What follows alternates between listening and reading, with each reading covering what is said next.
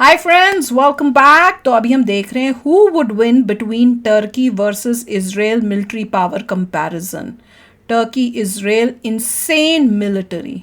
चलो देखें, वीडियो शुरू करते हैं। वीडियो शुरू करने से पहले अगर आप चैनल पर नए हो और आपने अभी तक सब्सक्राइब नहीं किया तो जल्दी से पहले सब्सक्राइब के बटन और बेल आइकन को क्लिक कर लो ताकि आपको हमारे सारे न्यू वीडियोस के नोटिफिकेशन मिल जाएं जैसे हम अपलोड करें।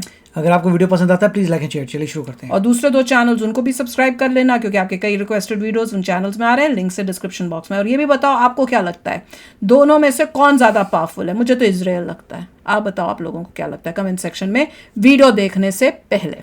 दोस्तों, तुर्की ने इजराइल से अपने राजदूत को वापस बुलाते हुए Israeli prime minister Benjamin Netanyahu को काफी खरी खोटी सुनाई है। अच्छा, साथ ही कयास ये भी लगाए जा रहे हैं कि तुर्की ने इजरायली फौज के गाजा में मिशन को और भी ज्यादा कठिन करने के लिए हमास को गुप्त रूप से फाइनेंशियल व पॉलिटिकल सपोर्ट देना भी शुरू कर दिया है। अच्छा, जिसका असर अब हमास और हिजबुल्लाह द्वारा रशिया व चाइना से खरीदे जा रहे घातक हथियारों और इजराइल के खिलाफ किए जा रहे जोरदार पलटवार के रूप में भी देखने को मिल रहा है। अच्छा। ऐसे में इजराइल द्वारा भी तुर्की को इस कॉन्फ्लिक्ट से दूर रहने की सख्त चेतावनी दी जा चुकी है, वरना इजराइल किसी भी देश के खिलाफ जंग छिड़ने से भी नहीं कतराएगा, क्योंकि इजराइल इस पूरे रीजन में एकमात्र ऐसा देश है जिसके पास न्यूक्लियर हथियार हैं।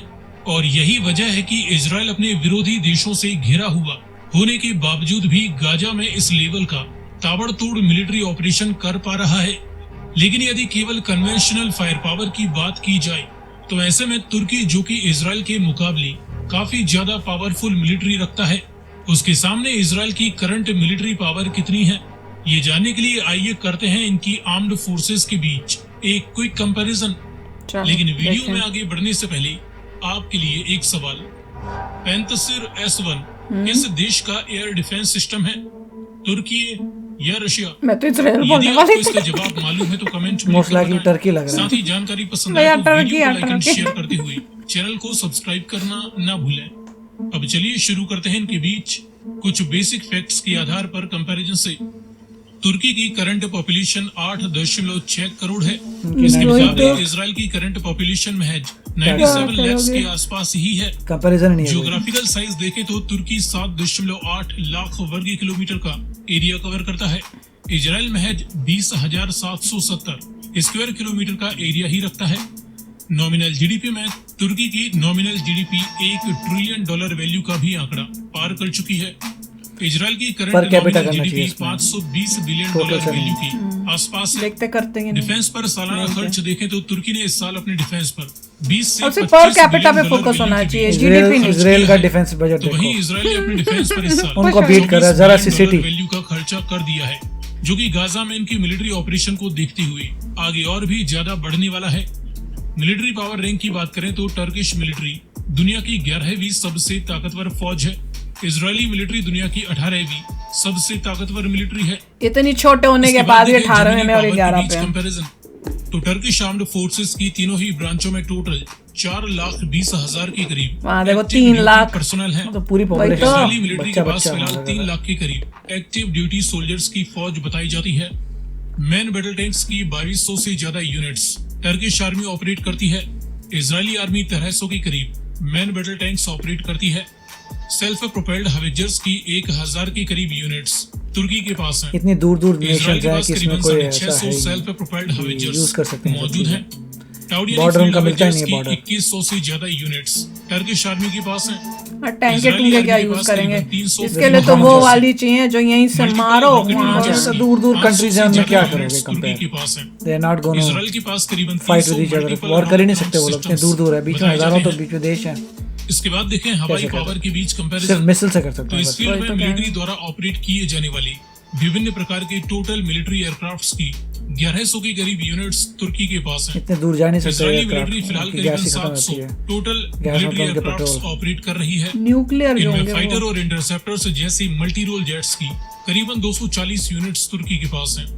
इजराइल के पास फिलहाल 300 मल्टी रोल जेट्स फिर भी जिस तरह से टर्की की पॉपुलेशन देखो, एरिया देखो, उस हिसाब से कोई बहुत डिफरेंस है ही नहीं इजराइल और उनका। इजराइल क्लोज ही है। के पास करीबन 30 ग्राउंड अटैक एयरक्राफ्ट्स मौजूद हैं।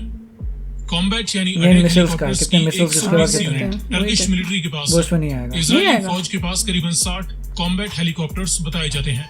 क्योंकि मिसाइल मास का देखनी है। डिस्ट्रक्शन के न्यूक्लियर वॉरहेड्स 0 उनके 90 इजराइल चलो बस, 80 से खत्म। लेकर 90 न्यूक्लियर वॉरहेड्स रखता है।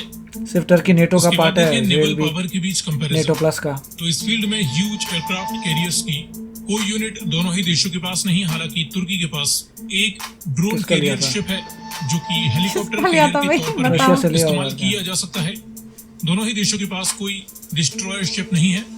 फ्रिगेट्स की 16 यूनिट्स टर्किश नेवी के पास है। इजरायली नेवी के पास कोई फ्रिगेट शिप नहीं। कॉर्वेट्स की वो 9 सीधा लट यूनिट्स मारते हैं। टर्किश नेवी ऑपरेट करती है। इजरायली नेवी के पास 7 कॉर्वेट शिप्स हैं। सबमरीन्स की बात करें तो टर्किश नेवी के पास फिलहाल 12 एक्टिव सबमरीन्स हैं। इजरायली नेवी के पास 5 सबमरीन्स बताई जाती हैं। सो फ्रेंड्स, ये रहा दोनों ही देशों के बीच इनकी करंट मिलिट्री फायर पावर के आधार पर एक क्विक कंपैरिजन। अच्छा, मुझे पहले ये बताओ, इन्होंने शुरुआत में बोला था क्या टर्की जो है ये हमास को पैसा दे रहा है और सपोर्ट कर रहा है पॉलिटिकली, और हमास को वो पैसे से रशिया से और पता नहीं एक और कोई कहीं कहाँ से बोला वहाँ से वेपन्स खरीद रहा है। हद हो गई। देखिए ईरान जो है सपोर्ट करता है, ईरान हमास को और हिजबुल्लाह ईरान को, तो करता है, टर्की भी। और ईरान को सपोर्ट मिलता है रशिया से। तो उस वो एंगल है कि ईरान का से सपोर्ट मिल रहा है रशिया से, और ईरान कर रहा है हेल्प हिजबुल्लाह की और हमास की। हद हो गई। तो सारी प्रॉब्लम ईरान की है, और अभी कोशिश तो यही हो रही है कि ज़्यादा बड़ी कॉन्फ्लिक्ट ना हो जाए। टर्की को और ईरान को दोनों को यूएसए ने तो वार्निंग दी हुई थी कि इसमें लफड़े में मत फटना, Correct, इजराइल के अगेंस्ट कुछ ना करना, अभी नहीं तो तुमको। सिर्फ एक जो नई न्यूज़ आई थी वो ये आई थी कि पहले लोगों का ये मानना था कि इजराइल आएगा और नॉर्दर्न गाज़ा में जाएगा, हमास को उड़ाएगा एंड बैक टू वापस। अब वो कह रहे हैं कि हम गाज़ा में, नॉर्दर्न गाज़ा बोल रहे हैं या पता नहीं, अभी तो नॉर्दर्न गाज़ा बोल रहे हैं, गाज़ा में हम उसकी सिक्योरिटी देखेंगे टिल एंड ऑफ फॉरएवर।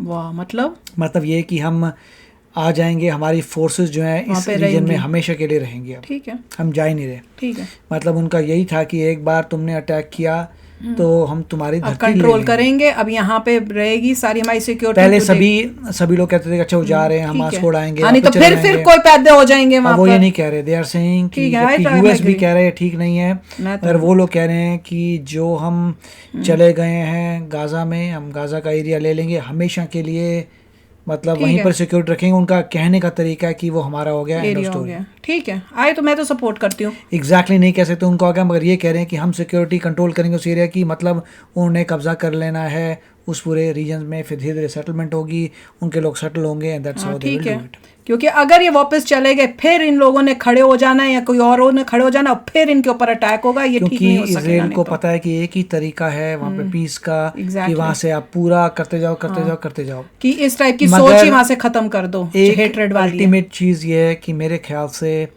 जो वेस्ट बैंक है उसको फ़लस्तीन डिक्लेयर कर देना चाहिए, जिससे वहाँ भी शांति हो और दुनिया शांति से जी सके। आई डोंट नो, मेरे को उस बारे में तो मैं नहीं बोल सकती, पर कमेंट सेक्शन में जब अगर हमने उनके एंगल से देखें तो उनको एक फ़लस्तीन चाहिए, उनको वेस्ट बैंक को दे दो। वो नहीं शांति उनको मिलेगा, उसके बाद वहां से फिर वो यहाँ अटैक करेंगे, देख लेना।